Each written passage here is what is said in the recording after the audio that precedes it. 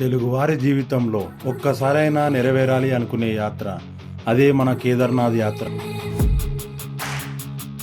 అడుగడుగున ఒక పరీక్ష, ప్రతి క్షణం శివుని ఆశీర్వాదం. డప్పుల మూతలు మనవే అయినా ఆ ఉత్సాహం వెనుక ఉన్నది శివయ్య లీలలే. Hello everyone, welcome to our Kedarnath journey. మన ప్రయాణం హైదరాబాద్ కాచిగూడ నుంచి ఢిల్లీకి స్టార్ట్ అయిపోయింది.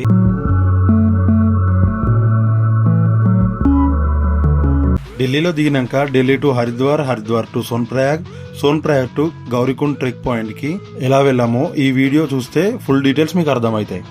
ఇంకా లేట్ చేయకుండా వీడియోలోకి వెళ్ళిపోదాం. హలో, ట్రైన్లో మా వాళ్ళ రీల్ కోసం కష్టాలు చూడండి ఎలా ఉందో.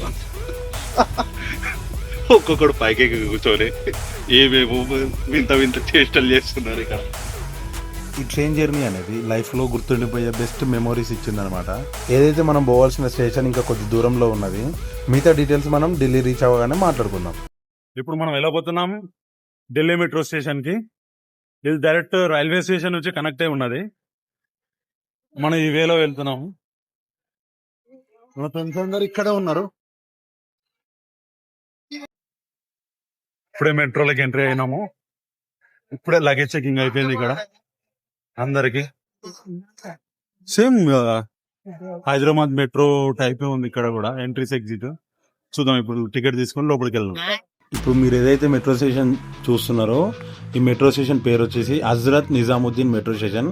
ఇక్కడ నుంచి కాశ్మీర్ గేట్ అనే మెట్రో స్టేషన్ దాకా వెళ్ళాలి. అక్కడే మనకు హరిద్వార్కి బస్సెస్ అనేది దొరుకుతాయి అన్నమాట. ఇది అండర్ గ్రౌండ్ మెట్రో స్టేషన్. మొత్తం బ్యారిగేషన్, ఫుల్ ప్రొటెక్షన్ టైప్ ఉంది. కానీ డిఫరెంట్ గా ఉంది ఇది మెట్రో స్టేషన్ అనేది. ఇక్కడ మనం ఎగ్జిట్ అయిపోతున్నాము.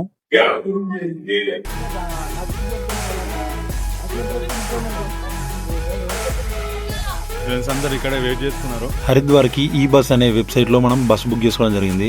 మేము చేసిన పెద్ద మిస్టేక్ ఏంటంటే సీటింగ్ బుక్ చేసుకోవడము. మీరు మాత్రం స్లీపరే బుక్ చేసుకోండి. ఈ డాబాల దగ్గర కూడా ఫుడ్ అస్సలు ప్రిఫర్ చేయకండి. మార్నింగ్ అందరు బాగున్నారా? చెప్పాల్సిన విషయం ఏంటంటే కేదార్నాథ్ ఇప్పుడే స్టార్ట్ అయ్యాము. వెళ్ళడానికి హరిద్వార్ లో బస్సు ఎక్కాం.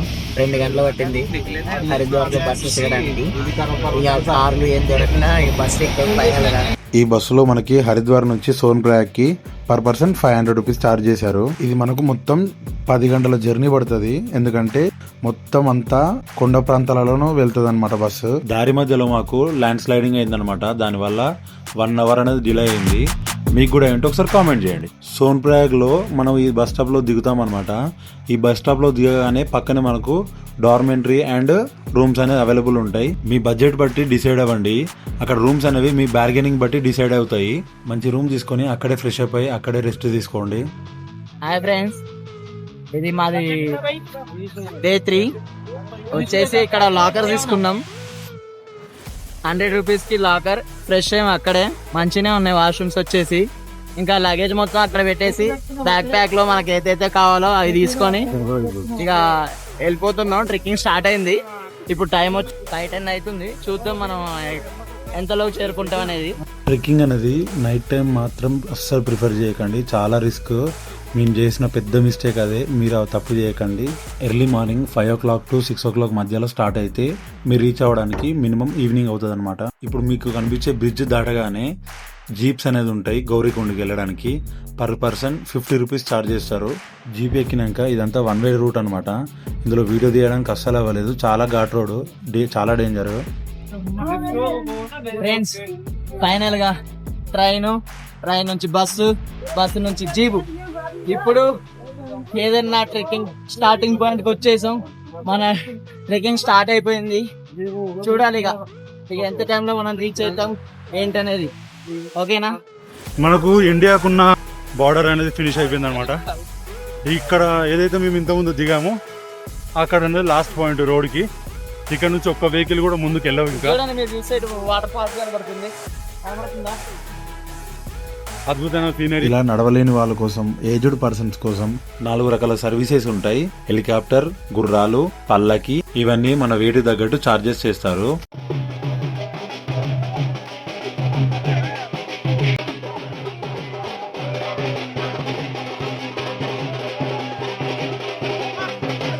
కేదార్నాథ్ వెళ్ళే ప్రతి ఒక్కరికి నా సజెషన్ ఏంటంటే గుర్రాల వాళ్ళకి పల్లకి వాళ్ళకి చాలా ఎంత దూరం ఉంటే అంత బెటర్ అనమాట. వాళ్ళు రిక్లెస్గా నడుస్తారు. వీటి ఛార్జెస్ అనేది మీరు బార్గెనింగ్ చేసే దాన్ని బట్టి ఉంటుంది. మీరు ఎంత తక్కువ మాట్లాడుకుంటే అంత బెటర్ అనమాట ఫస్ట్ నుంచే.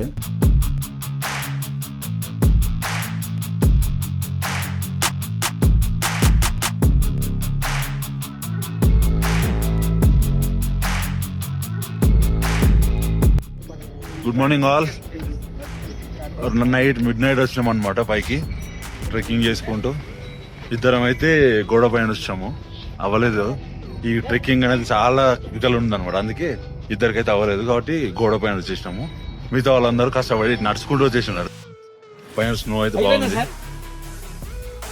హెలికాప్టర్స్ చాలా తిరుగుతున్నాయి, ఎందుకంటే ఎవరైనా రావాలనుకుంటే హెలికాప్టర్ అయితే ప్రిఫర్ చేయండి. ఈ ట్రెక్కింగ్ కానీ ఈ గోడలు ఇవన్నీ ప్రిఫర్ చేద్దామని చెప్పి నేను అనుకుంటా. ఫైనల్ గా ట్రెక్కింగ్ అయిపోయింది, జర్నీ అయిపోయింది, అన్ని అయిపోయింది. ఫ్రెష్ స్నానం చేసాం, దర్శనానికి వెళ్ళిపోతున్నాం. అది కూడా స్పర్శ దర్శనం. ఓకేనా, ఇంకొక 5 నిమిషాలు వెళ్ళిపోతుంది దర్శనానికి. ఎన్ని అవర్స్ పట్టిద్ది అనేది చూడాలి. ఇలా ఉంది మౌంటైన్ వ్యూస్. ఇక్కడ అనేది మనకు మంచు కొండలు ఉన్నాయి, పైన స్నో కూడా ఉన్నాయి. ఇట్స్ నార్మల్ ఉన్నాయి అనమాట. ఇక్కడ మనకు మల్టిపుల్ టైప్ ఆఫ్ టెంట్స్ కనబడతాయి, ఇవి మనం తీసుకోవచ్చు. ఈ టెంటుల దగ్గర కూడా చాలా ఫ్రాడ్ అనేది జరుగుతుంది అనమాట. చూసుకోవాలి మనం అన్ని టెంటులు అనేది ఒకసారి చెక్ చేసుకున్నాకనే అమౌంట్ పే చేయాలి.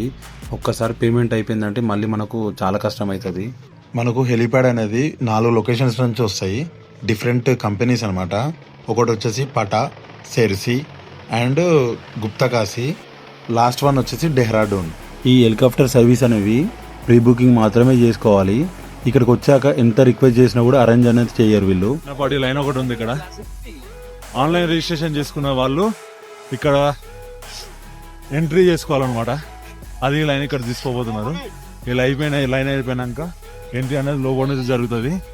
లోపల నుంచి వెళ్ళిపోయినాక ప్రతి ఒక్కరు ఇక్కడ లోపలికి వెళ్ళినాక దర్శనాలు అనేది కొనసాగుతాయి అనమాట. రిజిస్ట్రేషన్ కోసం చాలా పెద్ద లైన్ ఉంది, క్యూ పెద్దగా ఉంది అనమాట, చూడొచ్చు. చూశారు కదా లైన్ ఎంత ఉందో.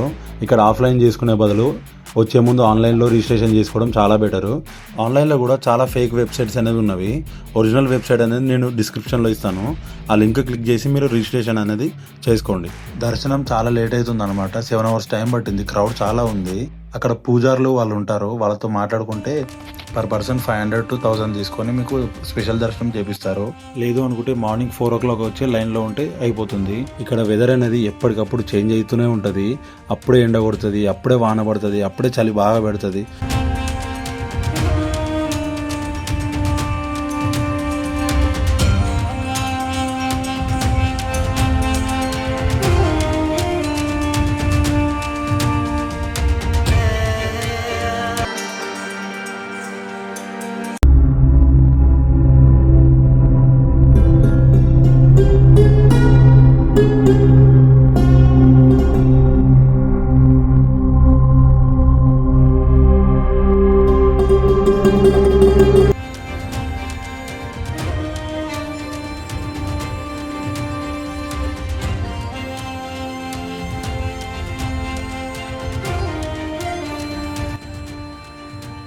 కేదార్నాథ్ టెంపుల్లో బ్యాక్ సైడ్ మనకు ఒక రాయి రూపంలో ఒకటి వచ్చిందనమాట. అదేంటంటే భీమ్శిల అని మనం ఇక్కడ అందరి దాని పేరు పెట్టి పూజించడం జరుగుతుంది. 2013లో వరదలు వచ్చినప్పుడు ఆ ఒక్క రాయి వల్ల టెంపుల్ అనేది కాపాడబడిందంట. ఇక్కడ ప్రజలు కానీ లోకం మొత్తం నమ్మేది ఏంటంటే శివయ్యనే ఆ రాయిని తీసుకొచ్చి అక్కడ వేశాడని చెప్పేసి అంటారు. ఆ రాయి వచ్చేసి మౌంటైన్ నుంచి ఇక్కడ దొర్లుకుంటూ ఇక్కడికి వచ్చి ఆ గుడికి ఒక సపోర్టర్ లాగా గుడి వెనకాల నిల్చొని వరదల నుంచి అన్నిటి నుంచి ఆ గుడిని కాపాడి ఇప్పుడు అందరికీ అది ఒక దేవుడి లాగా కొలచబడుతుంది అనమాట. ఇంకోటి ఏంటంటే మనకు ఈ దేవాలయం పక్కనే ఏంటంటే ఇక్కడ కొన్ని మనకు ప్రజలందరూ ఏం చేస్తున్నారంటే రాళ్లతోని ఇల్లు లాగా కడుతున్నారు. వాళ్ళ కోరికల్ని ఒక్కొక్క రాయిని ఒక్కొక్క కోరిక లాగా అందరూ కట్టడం జరుగుతుంది.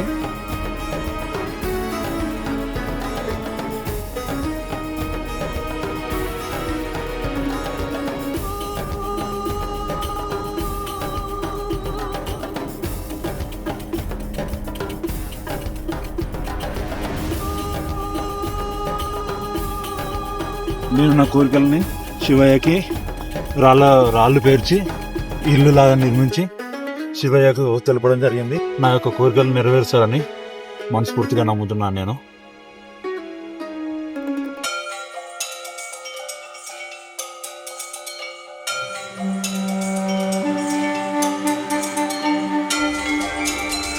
మన కేదార్నాథ్ దర్శనం కంప్లీట్ చేసుకొని ఫైనల్ ట్రెక్కింగ్ ఒకటి ఉంది.